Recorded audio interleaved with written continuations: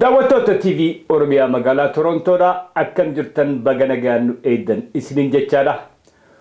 Qophii guyyaa har'aatiif qabnu jalatti keessummaa cimaa qabannee dhiyaannee jira.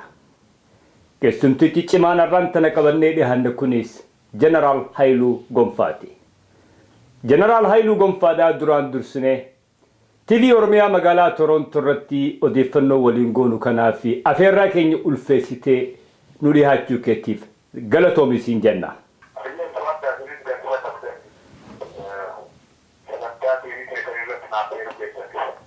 Jeneraal Haayiluu odoonii fi odeeffannoo gurguddootti takkaafuu tan mataa keessaa qabdutti hin seenne duratti waanuma keessanii dubbee keessanii namoonni hammi tokko beekullee uummanni baay'een hin beeku.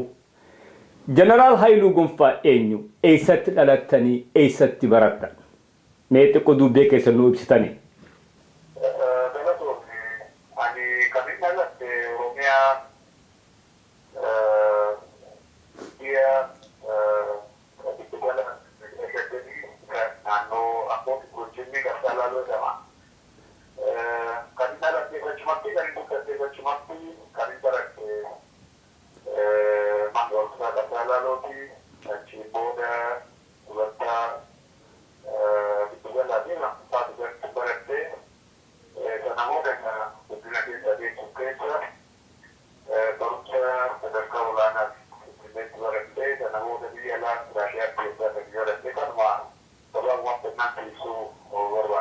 Efa kanatu inni waraana mootummaa Itoophiyaa keessatti yoom seentanii akkamittiin seenuu dandeessan mee xiqqoo nu ibsitanii?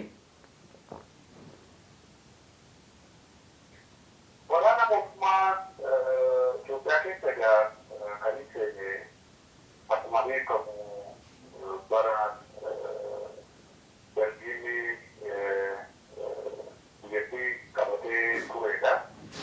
Inni kana keessatti akka tasaa hundumtuu yeroo baroodhaan dargaggoon karaa mootummaan kan yookaan kan baqataa ta'ee deema.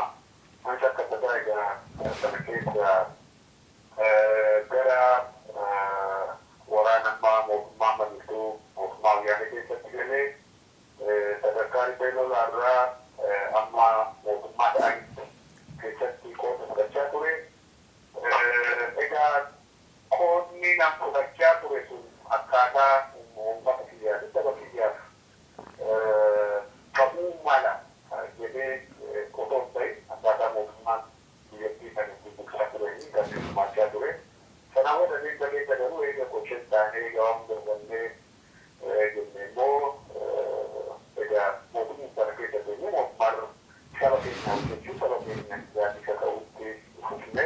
So sana adeemma Afgaanistaan gahuutti qooda keessaa fudhadheera jechaadha. Egaa jeneraala ta'ee kan mootummaa hojjeterra kan saba koofii dhaaba kiyyaa hojjeteetu caalaa jechaadha. Mudaba maqaa jeneraalaa eegachuudha. Ibsitanii jirtanii kanani mootummaan keessa jiru hojjedheerraa kan saba kiyyaa waliin hojjedhee jettanii nu ibsitanii. Odoonii fi yeroo biyya keessa jirtan sanii adda baa'oo wajjin wal qunnamtii hiriiroo durumaanuu qabaachaa turtamoo oduma waraana keessa jirtaniiti wal qunnamtan?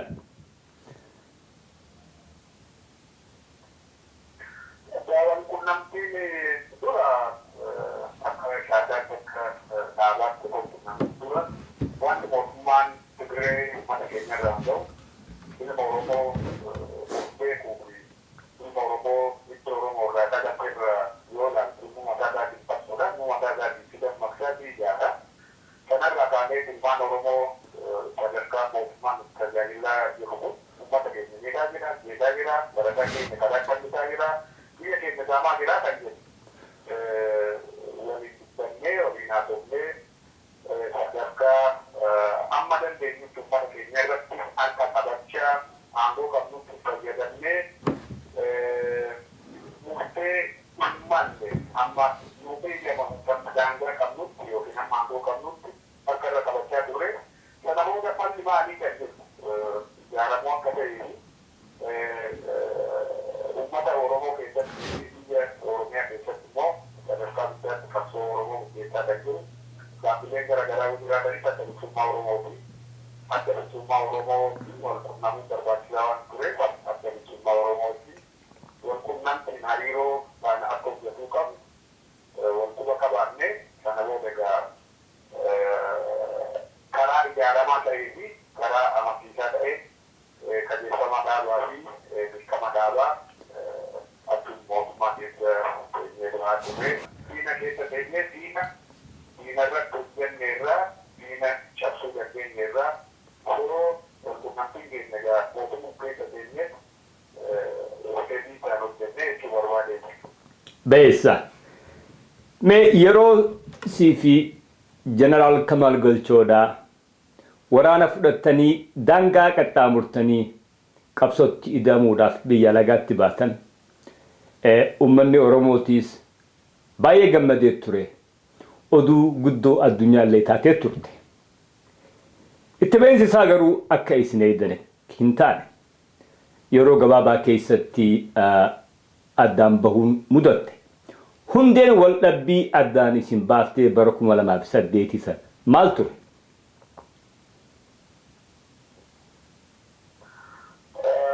Siyaasa keessatti egaa yeroo hundaa'u bu'uun hin jiraa yaadawwan bu'uun hin jiraa wanti sadarkaa kanatti 2008 adda nu baase sun waa'ee durraa dubbachuu fedhu garuu ta'ee jira. Waan ta'e sun garuu waan fayyuu dandeenyu waan sirraa'uu dandeenyu waan daldala kanatti mala argachuu dandeenye turre. Egaa kun qabsoo kamuu keessatti dogoggorrii fi akkasuma wal hubannoo dhabuun hin jira. Wanti guddaa wanti rakkoo guddaa ta'ee jiru qabsoo kan akkamitti aarii hooggansiisu malaa fi hooggana qabsoon barbaadaa jiruu fi sadarkaa guddina diinaa keenya kan dhiigan qajeelfamni fi hooggansaa kennamuudha. Kanaaf kan malu caasaa gaaf malu ijaaramuudha. Amma nu danda'ametti qabsoo kana qabsoo manni godhu kana uummata keenya keessatti adeemsisuudha jechuun Oromiyaa irratti adeemamuudha. Kanaaf kan fakkaatan adeemsa keessatti immoo yeroo biraatti seenaa keessatti kan ibsatu ammaatu guddaa fi manatti kan barbaachisan taate garuu waan uummanni waloon beeku qabsoo keenya daddaleeraa qabsoo keenya kana daddallee jiru kana akka kaanfachiifnu baloo gaaraa walitti dabalu. Hooggansa aabuun kisiisu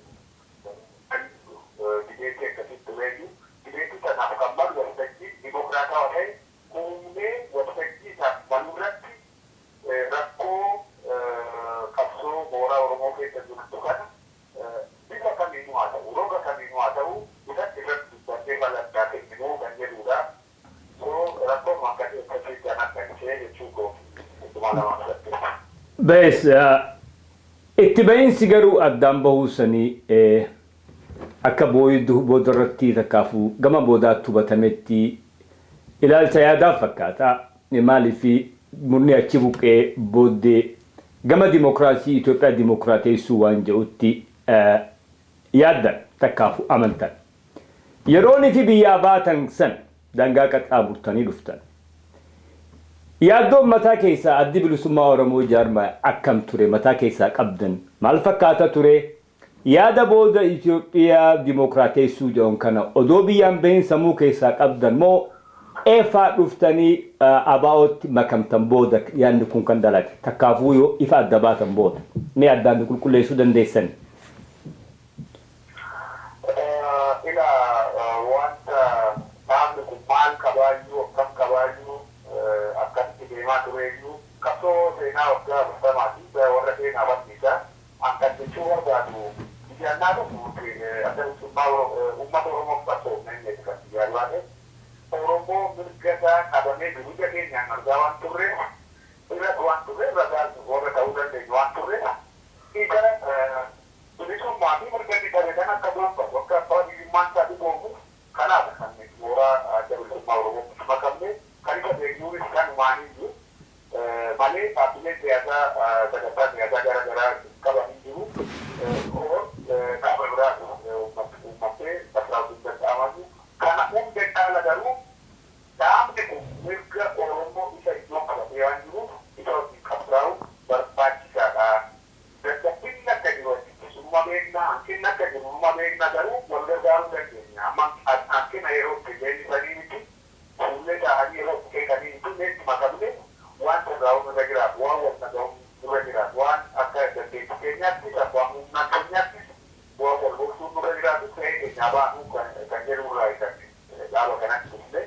gochuu keenyas baay'ee itti gammannee amma itti gammannaa asirrattumas dogoggorri tokko illee jiru.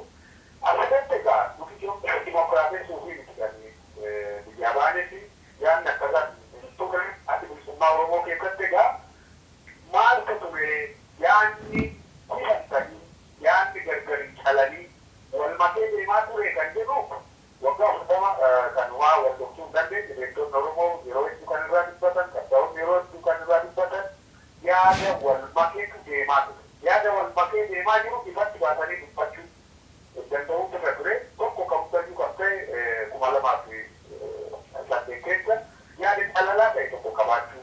So yoo biyya sana keessatti gaafa Afrikaa kana keessatti humna ta'uu qabne illee akkasitti yaadne deemu. Nuti uummata Oromoo bilisoomte paartikii Oromiyaa barbaadna ofiidhaan bishaan deemu waan lama qabatanii deemuun kun barbaachisaa miti. Kana abaaniin kan jennurra kan qabatamaan keessa uumamu kana mee hojjechii kannee deemsi goonee gar tokkotti cabuun irra jiraataa kan jedhu dhaaba kan keessas rakkoo waan tureef isa kana irratti dubbachuutu namarra jiraata. Namni xixiqqoon irra jiraatu kan jedhudha. Dhugaadha waan akkasii kun yaadni akkasii kun wal makaadha waan dhokataa miti. Innis kan beeku, sirriitti kan beeku, qabsaa'onnis kan beekan kan irraa dubbataa turanidha. So isa kana qulqulleessuu gar tokkotti ooluu ni danda'ama. Wanti guddaan deemee galiin qabsoo kana uummata Oromoo abbaa biyyaa fi bilisummaadha. Darbame sana diina jala baaftee waan isaaf malu murteeffachuu kan irra jiraatu reekaa murteeffannaa taasisan isa kanan keessuuf garuu yaada qulqulluu tokko akka baatu kan jedhamu turee jira. So isa kanarrattidha kan waanii ta'aa turame malee namni Itoophiyaa akka toofna eegeessu yookiin Itoophiyaa amma yoonaa beeknu jechaadha. Itoophiyaa amma yoonaa ture isaaf jecha namni biyyaa bahee hin jiru nan dhaaba kanatti dabalame hin jiru. Dhaabni kunis kanaaf qabsaa kan jedhu hojjetoo akkasii hin qabnu garuu yaadni wal makaasuun akka jiru qulqullaa'uun akka irra jiraatuu fi rakkoo kana immoo qulqulleessuu kan danda'u hoogganaa fi hooggana mul'ata kan ta'uudha itti amannaa yaadni akkasii kun kan jirudha. Isa kaan immoo ati kanaa fi kan fakkaatan rakkoo jiranis ani amma tokko lama sadii afur jedhee hin jiru. Isa kana warri seenaa barreessanis warri seenaa keessa beekanis maqaa dhaaba kanaan keessa warri turanis irraa dubbachuu danda'u ammaaf kan jechuu danda'u kanaa ibsuu goone. Beessa ifa addaan baatan boodatti abaa'oo jijjiirama ifa dhaabdan booda har'aan tana maqaa abaa'oo afuraffaa keessa jirtan. Dura adda bilisummaa Oromoo kan Shanee Gumii jedhamu kan ittiin seentan.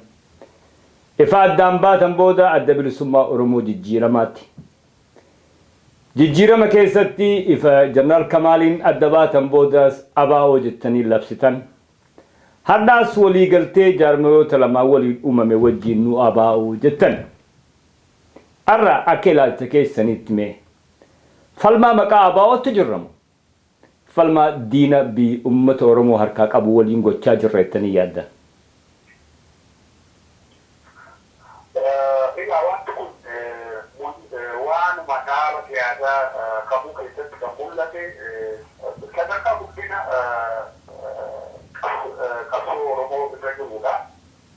Maqaa tokkoon yookiin dhaabni kunuu tokkummaan isaa akkas ta'ee iddoo sadii asuu gargar ba'uunsaa waan ta'uu manne sirrii jennee tulannu uummata Oromoo wajjin waan fayyadeen qabu ta'uu kan irra jiraatu yaada tokko amantaa tokkoo fi hoggana tokko jalatti humna qabanii fi dandeettii qaban tokkotti kennisanii diina irratti xiyyeeffachuudha waan danda'ani. Kanaatiif kun hin taane waqti akkasii kun mooraa Oromoo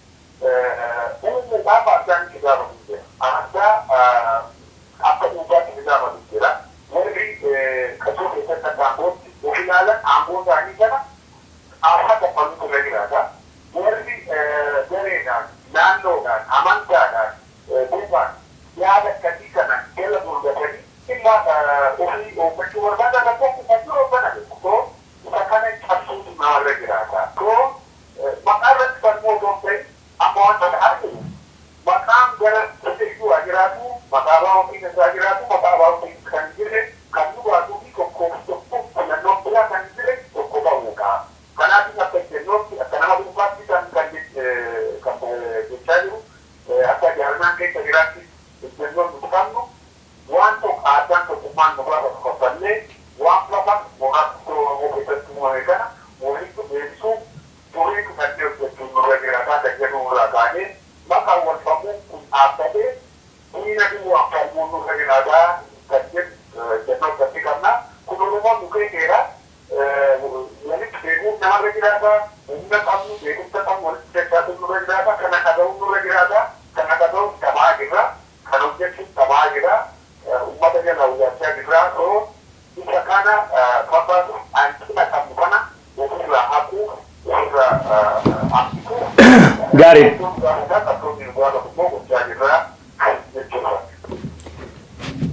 beessa galiin ammaan tana hanqina hoogganaati jira walitti dhufuudhaan hirrina uumame sanii sirreessuudha jettanii jirtan. Amma gamanaanis tahe abaa'oo kan walitti sinduratti walitti makamee jiruu fi abaa'oon amma haara uumtan kanaas namoonni keessa jiran hoogganni arra jiran hoogganuma kalee rakkina kana uumtan hundi gamasiinis gamanaanis ummatuma kaleessa rakkinaa fi hokkana san uumee wal facaaseetu ammaas arra walitti deebineeti jabina umnaa jedhan. Maaltu jijjiirameeti mee kan walitti deebineeti namoonnummaan badii kana hunda uume arra deebineeti jabina finneettanii kan isa abdachiisu maali?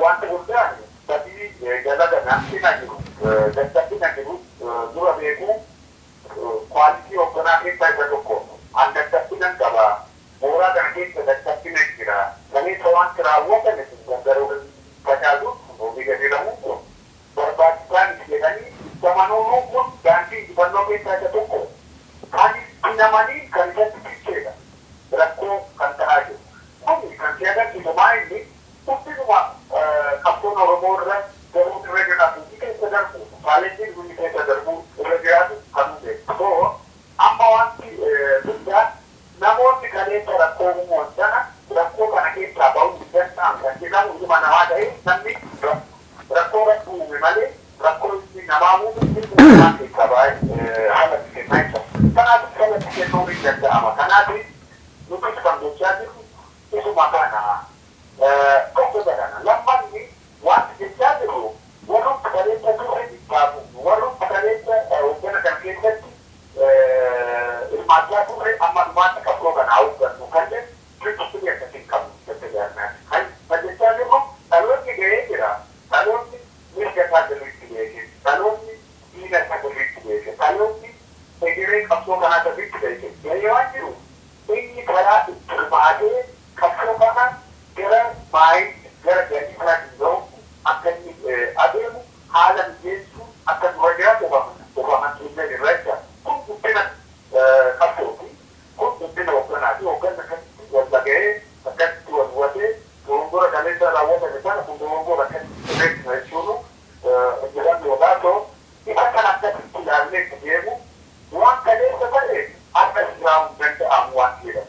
Ilma namaatiin namaan dogongora naannoo jedhu dogongora kan dogongora ta'u kan fama ta'u waan laba yookiin rakkina yookiin hanqina qabsoo keessa jiru kana akka hin jirretti fakkeessitee fudhattee ammas dabarratti dabalaa yoo deemtu rakkoon kan dhufamu. Yakki kaleessa dalagame akkasitti sirreessinu malee gara fuulduraatti deemuu dandeenya jechuun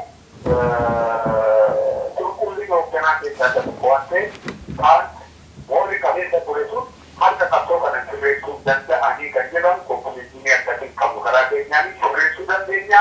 Kanaafis waan kaleessa ta'erraa barannee harka isa uffannaa yaadnee saboonuu hojjechuuf malee isa kaleessaa duwwaa dubbachaa seenaa kaleessaa duwwaa baasaa harka ittiin jiraachuu qabu kan jedhu. Bayeessa bareeda. اوكي مي اما تجرتي ناس ديبي تربي لما دبر كان كيستي جرمانو سدي ولد دفتني اباو براد عبدني جرتو قلين تكما اما امتني كوني اباو كان كنجرو وجين تكما امو دمو قلين إساني قبسو كرابرات نتففو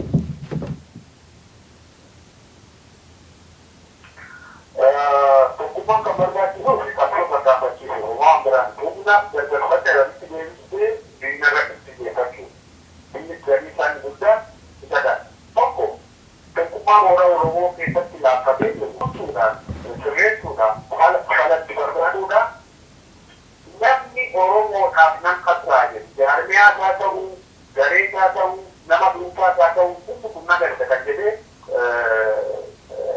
dhiigaa fi qabsa wajjin mooraa tokkotti humna tokko uummachuu tokko waan waluma tokko hin dandeenyu kan jedhu nama ofamantii ta'e Oromoo ofamantii ta'e hoogganni ofamantiisuu turre jiraata kan amma ofamantii ta'e kan ofamantiisuufi cinaa deemu ofamantii ta'e tokkummaa uumuu malee galan qabnu kan jedhu irra ga'amu turre jiraata maaliif dhiirri keenya tokkummaa dhabuudhaan nu ta'uu bulle malee waan biraan kanaaf nutama galiin keenya tokkoomuu galiin keenya Oromoo bisoomtuu abbaa biyyaa gochuu humna ta'uu nurra jiraata diina irratti xiyyeeffachuu qadaa hundaanutti babbanan ofirraa jennee diina irratti fuulleffachuudha kanaaf abaa'oo maqaa abaa'oo duwwaa osoo hin ta'in kan abaa'oon alallee jiru iddoo tokko taanee jaarmiyaa tokko jaarannee akka sabni keenya barbaaduu fi akka qabsoon barbaadutti deemsisuun nurra jiraata kan jedhu duraa taaneef kan amatti qabaa jiru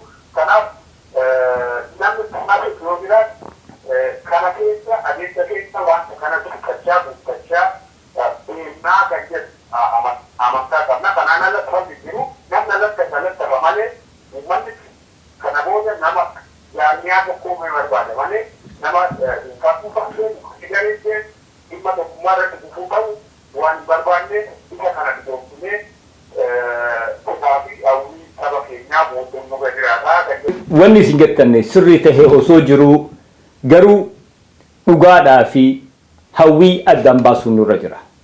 Hawwiin tan uummata Oromoo hundaa uummanni Oromootis jaarmoleen Oromoo bakka takkatti walitti dhufanii humnaawanii yaada tokko qabatanii cuunfaa takka jalatti uummata isaa dursuun sila waan eeggamu waan namuu jaalatu.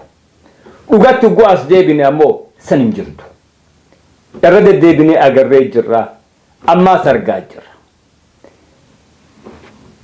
Mee hoggaanii fi ammaan tana tokkummaa kana uumtan walitti deebinee araarra bu'aa jettan jaarmaya lama hammachiifti.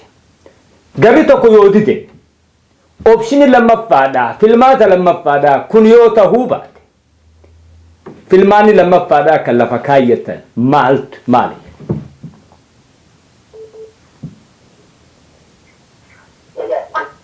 Filmaanni tokkoffaa kan qabsoon gaafatu kan uummanni Oromoo gaafatu eessa jiraatu eessa kophaa keenya eessa jiru humna jennu akka dhaaba siyaasaa Oromoo qabu dubbannee jirra maaliif kophaa waan waqta gaafatu kanaaf inni dura kana walitti deebi'uun nurra jiraata kan uumamatti nuti karaa keenyaan itti amannee jiru yaadni olee walitti deebina yaadni olee tokkummaa ammaa uummannee warra wajjin akka uummatan akka wanta kana keessatti hirmaannaa isaanii qooda isaanii gahee isaanii taphatan kan goone uumamatti kana malee kan duraan hin jirre tokko sana lammanni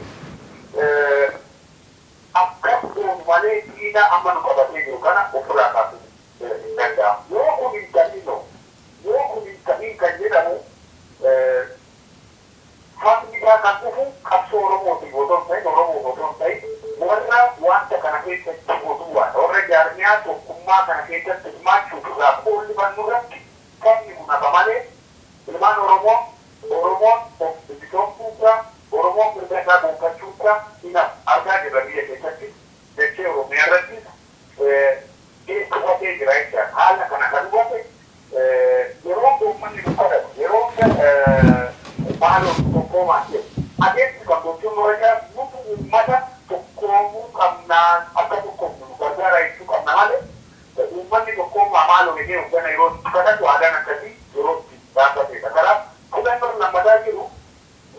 nurra jira hoogganoonni goona uummanni kana akka godhu haala mijeessinaa fi filannoon lamataa kan ofiin of bilisnoomsuutu irra jiraata hooggan of keessaa maddisiisuutu irra jiraata dhaloonni haaraan amma jiru kun yoo hooggan nama jiru kun wanta deettii didee aadaadhuma kana dura ture qabuma kana dura ture amma murni koo ta'e kana booda kana waan dhaga'uuf beekullee oromoon kana dhaga'uuf beekullee kanaati hooggan kan waan maddisiisu mirga mataa isaatii qaba jechaadha kanaati ati bilisummaa oromoo galii mataa isaatii qaba galii mataa isaatii immoo kan oromooti ati bilisummaa oromoo kan oromooti hooggana of keessaa maddisiisee beeksisuu hin danda'a kanaati hoogganni kanarratti of namatti yoo jiraate dhiisanii cinaan bira darbanii hooggan ofii maddisiisuu filannoo lammataa oromoo fi qabsaa'uu taatu. Fayyaade galatome kana gaama wanni barbaadan hagaree fuutiis gamanaa gamasiisin xixaa ture filmaata lammaffaa kanarratti kan deemtan yoo ta'e kan duraa sanii kan walitti tokkoomsuudhaa san yoo gama kaaniin fudhatama dhabee hooggana if dandahe asbaafnaa kan jette yoo ta'e maqaa abaa'ootiin tahuu deema yeroo sani ummata oromoo deebifnee ammaas afanfaajeessuu hin tahu yoo nifi jarmaa ijaarratan maqaa biraa baafattanii jaartanii ijaarsa cimaadhaan achi bahu maaliif hin filatin?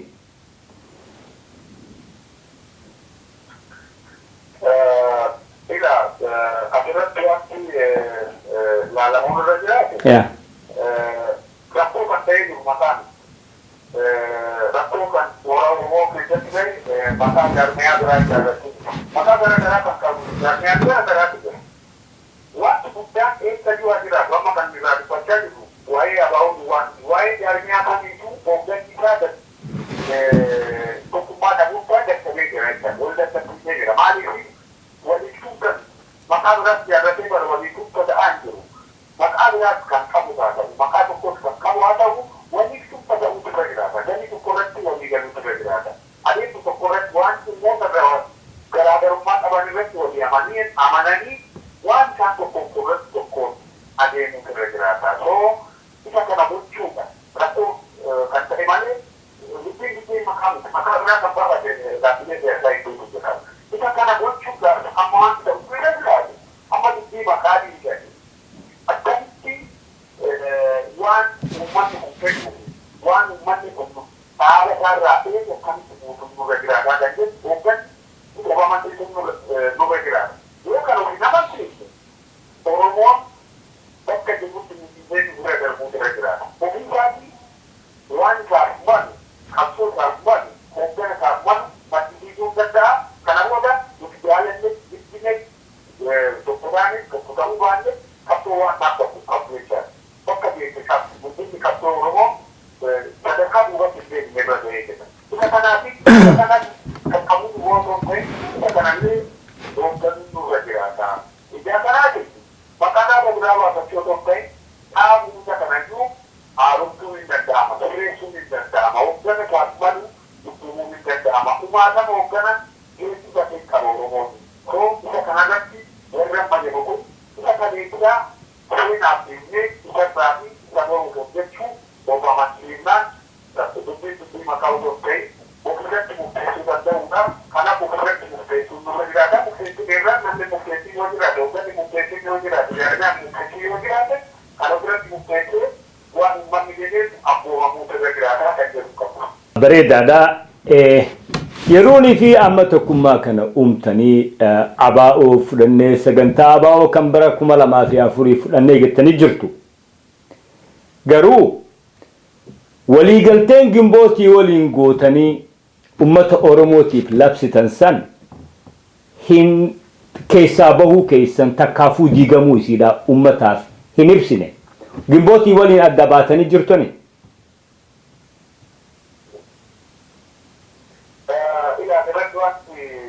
Laalamuun irra jira waa'ee gimbootii kana kan miidiyaan afaan faameefi kan gochaan lafarra ture sadaadha. Mallattoo tokko wanti waliin mallatteessuun hin qabnu. Dhimma Oromoo kaleessa hin baasa sirriidha.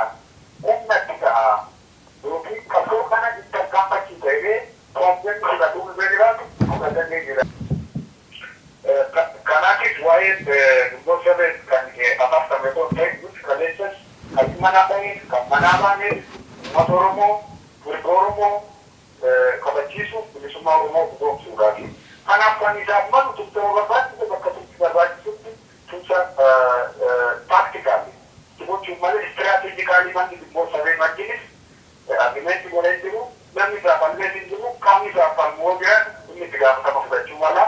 Kanaatiif kaleessas fudhatture wanti godhame yoo jiraate waan qabsoo kanaaf hin baada'eedhamu gochuun namarree waan sammuu namaa keessa jiru waan qulqullina hin qabne yoo jiraate isa gochuudha. Lakki amma kan jechaa jiru kana miti tokkummaan uumuu kan danda'u kana sadantaa 2004 irratti kan Afrikaan walii galu deebi'ee nuti kan kaleessa jenne kan rabbi irraa yookiin mataa isaa qulqulluu yookiin quraana irraa nuti kennamu. Kan jechaa jiru mirga keenya waan kabachiisu mirga sabaa waan kabachiisu mirga abbaan biyyummaa Oromoo waan ta'u gochuu bitaan isaa ta'uu mirgaanis kan dhufu galmaan ga'u. Ammas kan jechaa jiru sagantaa kanarratti walii galuu dandeenya. Isa inni kun inni kaleessa godhame sun sagantaa 2004 irratti kan jiru hiree murteeffannaadha kan jedhu achirratti kan ta'aa ture sanuma isa kana dhugoomsuun nurra jiraata kan jedhu maatii tokko malee fudhannee isa kana hojii galchuufi kan deemne kanaafis kan jedhamu reemmoo dubbachuu barbaannu waan kaleessaa baay'ee dubbanne waan dogoggora qabsoo Oromoo keessa waggaa 40 ture isa odeessuun homaan hundu har'a kan gochuun nurra jiraatu goone isa boruuttis uummata wajjin waan hojjetuun nurra jiraatu hojjechuudhaaf of qopheessuu of kennuurratti xiyyeeffannaa jechuu barbaade. Gaariidha Jeneraal maaliif kana kaase dhugaadha. Mallattoon jiraachuu baattullee ammoo uummata duratti miidiyaa irratti gadi bahamee himamee jira. Qondaalonni yeroo saniis abaawoodhaa kan isin hooggantan iddoo adda addaa deemanii waltajjii adda addaa irratti karaan Itoophiyaa waliin dursuudhaa sanii himamaa ture. Hoggaanii fi tokkummaa arra jaarmolee alaa kanaa wajjin gootanii maqaa abaawoodhaa deebinee haaromsineetii adda bilisummaa Oromoo tokko deebifna hoggaa jettan. Uummatatti gadi baatanii kaleessa waliigalteen mallattaa'uu baattullee gimbootii wajjin waliigalle jettanii uummata duratti dubbattan san diigamuu isiidhaa maaliif hin dubbatamin uummata Oromoo ammaas deebisee shakkii keessa galchuun ta'u. Uummatni Oromoo dogoggoree kaleessas dogoggoree irratti dogoggoruu garuu hin dogoggoru. Qabsaa'ota nuti qabsaa'ota biratti wanti godhuun nurra jiraatu akka dhaabaatti isheen taphannaa caasaa keenyatti waan himuun nurra jiraatu caasaa keenya waan qaqqabsiisuun nurra jiraatu qaqqabee jira jecha. Wanti kaleessa godhamee dogoggorrii kana duwwaa miti waa'ee dhibboofameen akka ajaa'ibaatti ka'a malee isa miti qabsoo Oromoo kan dadhabsiisu. Waa hedduutu jira waa'een hoogganaan jira waa'een Eyyee. Kanaafii amma isa kana duwwaa keessaa baasnee kana qabsoo Oromoo dadhabsiise kan lola waan gurgurtuudhaa jechuu miti. Lakki. Kanaafii kun dhugaa keessani kana akka kan waliigaltee gimbootii wajji godhamtee miti kana qabsoo Oromoo laabsifte anilleen akkasitti naamanu garuu arraantana waliigalteen yeroo san keessatti gimbootii wajji godhame san dogoggora jettanii ni amantani. Wanti waliigaltee godhame kan jedhamu kun namni yoo walii mallattee seena yoo walii fudhateena yoo argumentii tokko sanadii tokko jiraate nu sanadii akkasii qabu. Afaaniin akkati jette sana waltajjii irratti wanti dubbatamee jiru. Waan dubbatame sun nuti Oromoon hin fayyada innis kan kaa'u. Hin fayyadu nan fayyadu sirrii miti yoo jedhe Oromoon lakki sirriidhaa kana malee hin duunaa hin jennu. Hin jennus. Kanaaf ammas kan jechaa jirru isa kana eegalee nuti siif baane siif hojjenna waan adeemte dhageenya kan jedhurraa kaanee tokkummaan kun kan kuufamuu dhabee tokko yoo kana gadi nuti kanarraa rakkoo qabnu. Argumentii waan hin qabneef kana jenna. Kanaafis immoo sadeen wajjin nuti argumentii hin qabnu ammas hin jiru garuu tumsa qabsoodhaa tumsa propaagandaa tumsa diinaa irratti yoo hin godha ta'e alagaa kamuu irratti kadhadhaa jecha isa kana garuu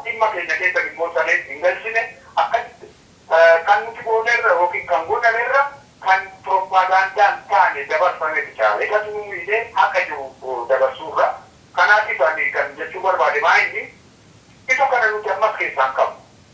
Jala muree kan sitti immoo dimboon sadeen wajjin agneetii tokkollee hin qabnu gara fuulduraatti illee hin qabaannu wanti nuti qabaannu dimboon sadeen bilisummaa Oromiyaa bilisummaa uummata Oromoo mirga abbaa biyyummaa Oromoo kan fudhatu dimboon sadeen miti faranjiin fedheeyyuu fagoo kan jiru dhiyoo kan jiru kana yoo fudhate baga nu fudhatte jechuuf homaa wanti nu rakkisu warra kana nu fudhanne wajjin istiraatejikaalii agneetii tokkollee goonu hingoonellee wanti nuti goone taaktikaali immoo qabsoo kana tarkaanfachiisa wanti jedhamu akka hoogganatti fudhatta innaa wanti sun hin taane moode irraa deebisaa jechaadha. Kanaafis ammas kan boodetuma kanaa akkasitti Oromoon isin hubata hin beekanna karaa dhaabaa keenyaa immoo karaa sirna dhaabaatiin nama bakka fuuldura jiraatuu fi akkaataa itti wanti sirraa fuuldura jiraatu wanti dogoggora waltajjii irratti sirreessu nun qabna akkasitti wal hubachiifne irraa itti hubata. Bareeda amma akka gaariitti nu qulqulleessitanii. Gama maayyiitti deemaa jirra jeneraal irra deebi'ee obsa cimaa nu horuu keessaniif galatooma irra deebi'ee jechaadha.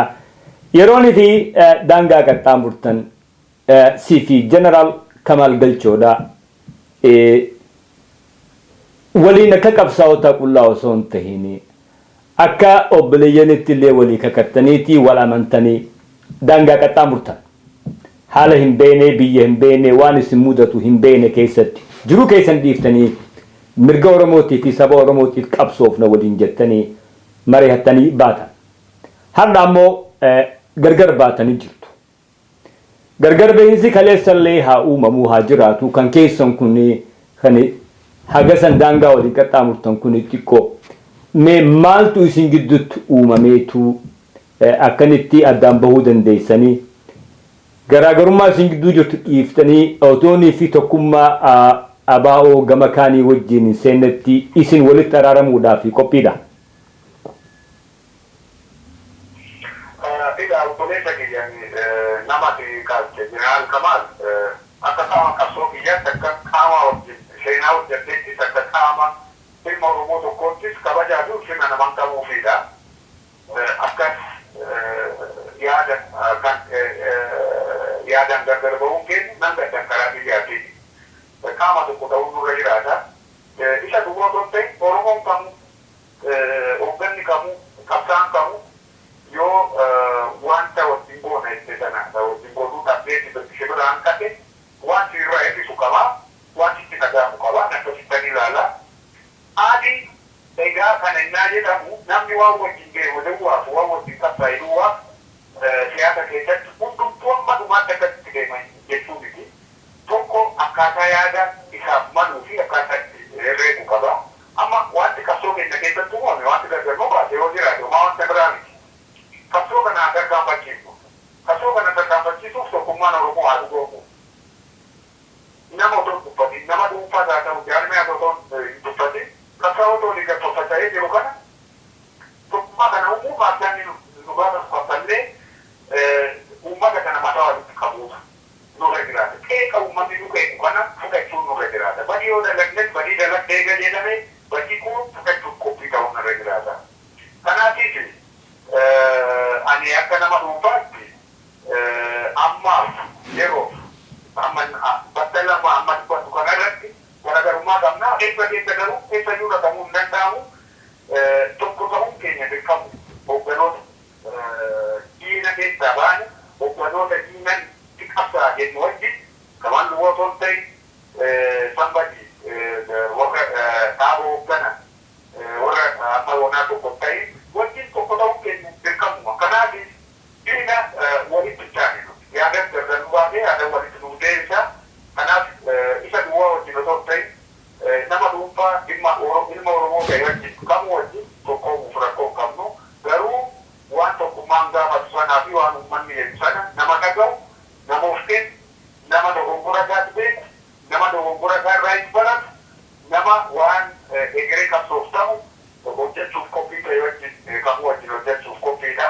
Kanaatiif yaadaan gargar baatus kabajaa nan Kamaaliitiif kanaatiif waa'ee nama dhuunfaa baay'ee dubbachuuf barbaadu. Gara fuulduraatti garuu qabsaa'ota keessa hin jiraatan walitti deebiin keenya hin oolu.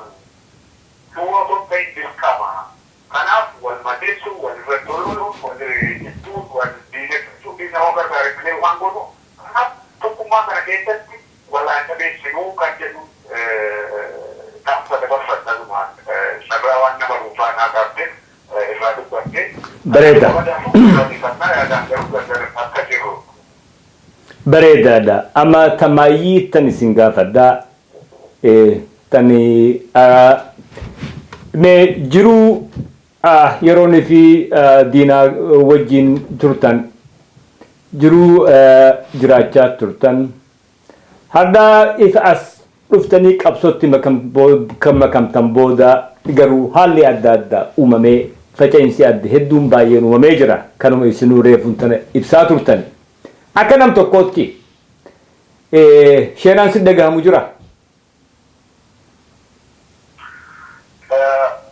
Wanti natti dhagahamu waan kaleessa godhe waan diina keessa kaa'ee godhe meeshaa diinaatti fayyadamee sisteema diinaatti fayyadamee qabeenya diinaatti fayyadamee diina koorratti waan inni godhe tokkollee gaaffii qabu booddaan seenaaf booddaan qaba eegeetan fudhadha uummata mootiif waan kaffalaa irra jiraatu jedhee laalaa lammanni kan lubbuun du'an kan na caalaantu jira gootota meeqatu ture beektota meeqatu ture isaan bakka jiranitti an waan addaa hin hojjenne waanum jaallan kana dura hoogganoonni qabsoo kana dura hojjetan na barsiisan hojjettee dhufe kanaafis aadaan jireenyaa aadaan uummata kee gurgurattee jiraattu bashannantee jiraatu anaafumaa naan godhu inni sammuu koo naan bilisomse achii bahee dhufee rakkattee jiraachuun koo amma sammuu koo bilisummaa qaba nama bilisiraati ittaan boonati akka namoonni tokko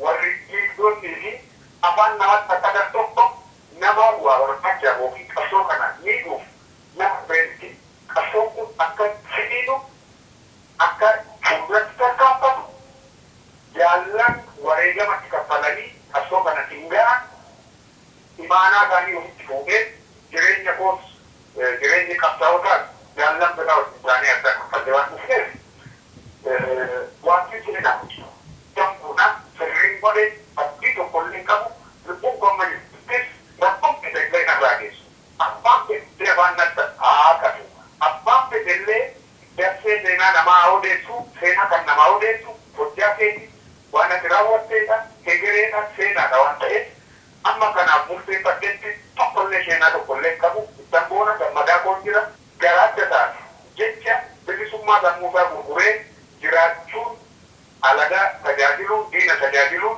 dhaabbachuun irra jiraata kan jedhu maaksimaam irratti hojjannaa jaalla wajjin taaneeti amma saniitti jiru kanuma kanaaf homaa gaabbii qabuu jechuu kooti waan chaalenjii qabsoo keessatti nama qunnamu lubbuun nutti kaffalama lubbuun nan jira kanaatiif rakkoo tokkollee qabuuf jechuudha. Galatoomii jeneraal galatoomis hin jechaadha. Daawwattoota keenya kan dhaggeeffachaa turtan kun odeeffannoo jeneraal Haayiluu Gonfaa waliin goone. Jeneraal Haayiluu Gonfaadhaa nama akkuma marti keessa yaadattanitti nama jireenya isaa dhiisee uummata Oromootiif hin qabsaa'aa jee biyya bahe. Isaa fi jeneraal Kamaal Galchoodhaa akkuma inni jeetti yaadaanis gargar bahanii arraan tana bakka takka hin jiran. Garuu bal'ifnee yoo laallu haala xaxama rakkina shukkuumama mooraa qabsoo Oromoo keessa tureetu isaanis arraan tana fudhatee faffacaasa jechuun ni dandeenya. Maaliif nama daangaa qaxxaamuree jireenya isaanii dhiisanii qabsootti makamuudhaaf bahan odoonii fi ciminaa fi suduuda sirriin tokko jiraate fuudhee hojiirra kaa'ee gaggeessee qabsoomsisuu danda'u irra ture. San hin taane. Mee isaan miidhamtoota takkaafuu victim of our own failure jennee haa fudhannu. Ammoo garuu badiis balleessan akkuma inni jees dogoggoraas gurguddaa godhanii jiranii hagama yitillee godhan. Ammoo akka namaatti Jeneraal Kamaal Galchootii fi Jeneraal Haayiluu Gonfaadhaa qudduuf hin nurra jira. Maaliif yoo jenne yeroonii fi jiruu sadoodhaa tan diinaa waliin jiraatan mana konkolaataa mallaqaas aangoos qabaachaa turan dhiisanii ummata keenya irratti miidhaa hojjechaadhaa kan hojjennee uni gahaa deebinee qabsotti hama kamnu jaanii bobbahan ummata Oromootiif kanneen isaan duuba jiraniif abdii hedduu kennan. Har'aan tana yoonii fi akkuma Jeneraal Haayiluu Gonfaa jedhetti tokkummaan dhugaadhaa oofee qabsoon Oromoodhaa tuni suduudatti fuulduratti harkaanfattee yaada fedhii fi hawwii ilmaan Oromoodhaa hamma tokko fuulduratti harkaanfachiifte seenaan isaanii kan miidhagu ta'a. Kanamaafu gaa daawwattoota keenya waan dhaggeeffattaniif galatoomaa jechaadhaa kan isin dhaabbatu Ahmad Sayyooti. Qophii dhuftu keessummaa addaatiin hamma walitti dachaanutti nagaa jiraadhaan isiniin ja'a.